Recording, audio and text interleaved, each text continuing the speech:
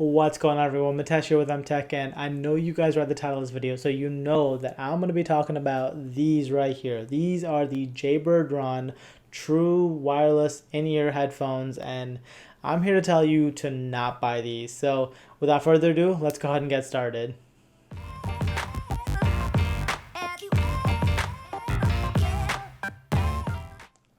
Alright, so I was planning on doing a full comprehensive review of these, telling you guys about the good stuff, the bad, the reasons you might consider buying these, the reasons you might not, but I found a flaw in these that makes it so that I can't recommend these to anyone, and it's the fact that these things, when you're watching a video with these headphones in, the audio and video don't sync up. So the video will be about 300 to 500 milliseconds ahead of the audio you're hearing. So for example, you would be seeing my mouth move before you heard the sound, just slightly. And now to demonstrate this, I'm gonna go ahead and put the video in out of sync right now.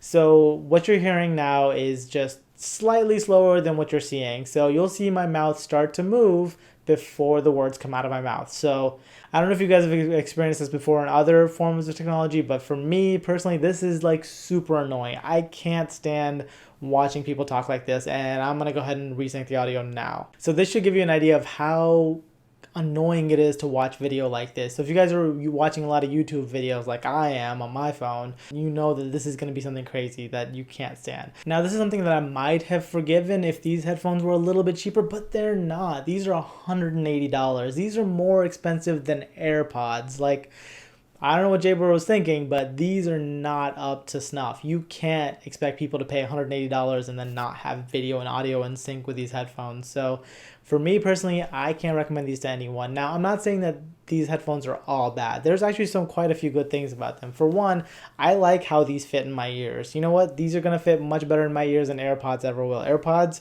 and EarPods, they just tend to slide out. So in-ear headphones for me personally are just better, and these are pretty comfortable too. So better in that respect. The battery life on them is pretty good. It's 4 hours. I know that doesn't sound like a lot, but 4 hours of continuous listening is quite a bit. And then the case provides an extra 8 hours of charge. So you get 2 more charges out of the case. So battery life, not that bad. A couple other things. So the sound on these is surprisingly good.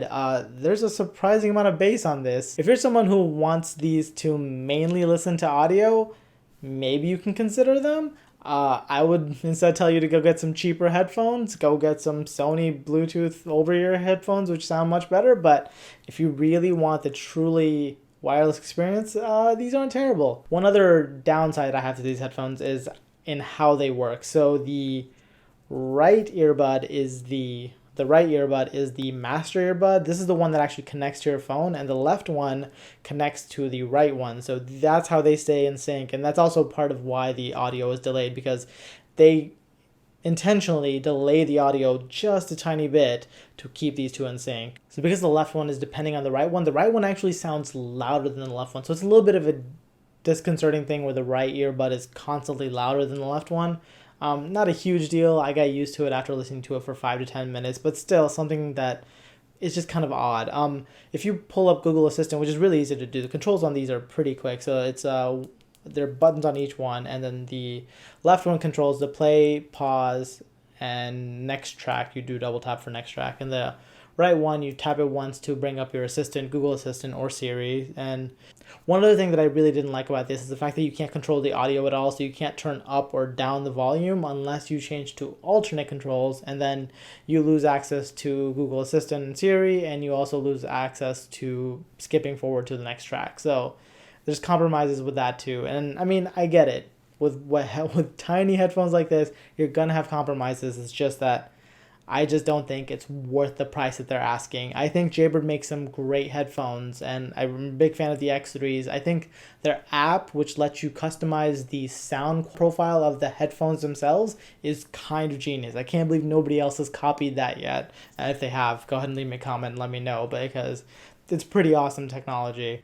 But yeah, overall, I think this was a good first attempt by Jaybird, but the few small things that are killing me in recommending these is the fact that the video and audio don't sync up at all. The controls aren't that great, and people have reported having Bluetooth issues. I didn't have any, but I know that it's a real issue with these little tiny earbuds. So those three things, along with that price of $180, makes it so that I can't recommend anybody actually go out and buy these. I think we'll just have to wait for the second gen, where things usually get a little bit better and hopefully a little bit cheaper. So yeah, that's pretty much all I have for you guys in this one. I hope you guys enjoyed it. If you did, don't forget that like button. And I think I'm going to be trying out a few more wireless earbuds, so a truly wireless earbud. So if you guys want to stay tuned for those videos, make sure you're subscribed, and I'll catch you guys in the next one. Bye.